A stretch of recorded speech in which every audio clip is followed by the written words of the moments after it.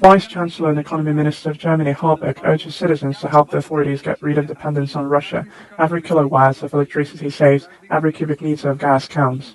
So turn down the hitting, and here's more advice from the minister. If you close the windows at night with curtains or lower the shutters, they say you can save up to 5% of your energy. There's no end to such statements by European politicians. One recommends eating less meat to spite Putin. The second, with the same purpose, suggests freezing 15 degrees at home during winter. It can be tolerated. Think about it. The deputy head of the European Commission urges EU residents to shower less, control the flow of water, yours and your child's, and when you turn it off, say, "Get it, Putin." While politicians are pondering the energy embargo and gleefully refusing to pay for Russian gas and rubles, experts are clutching their heads. The Handelsblatt Business Daily quotes the president of the German Chemical Workers Union, who paints an apocalyptic picture. Production in Germany will stop without Russian gas. The steel, chemical and paper industries would come to a halt within weeks. The consequences would not only be forced employee vacations and job losses, but also the rapid collapse of industrial production chains in Europe with global consequences. If Russian supplies are cut by only 50%, the heart of Germany's chemical industry, the BASF company in Ludwigshafen, will come to a halt. Almost 40,000 people could lose their jobs. The gas shortage will have a predictable result.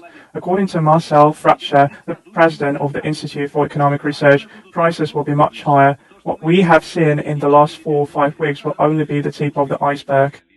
Exchange prices for gas in early March almost crossed the mark of $4,000 per 1,000 cubic meters. Liquefied gas, about which the German government is talking so much, will not save the industry. Germany has no terminals, and the volumes of such fuel supplied to Europe are not just insufficient. They will have to fight with their own allies for gas.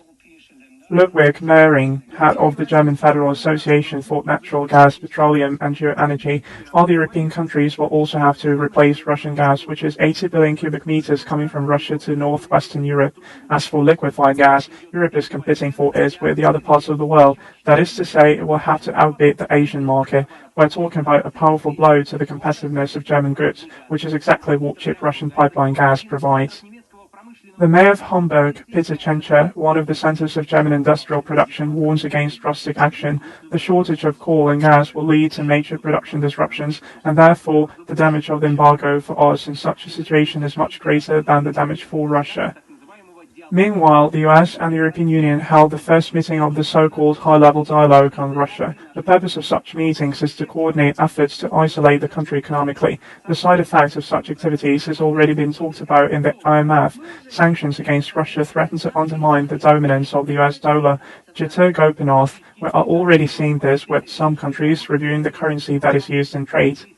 Indian media report that Moscow and Delhi have completed work on replacing the SWIFT banking payment system in mutual trade. The British publication Spectator states, quote, "The ruble's amazing recovery."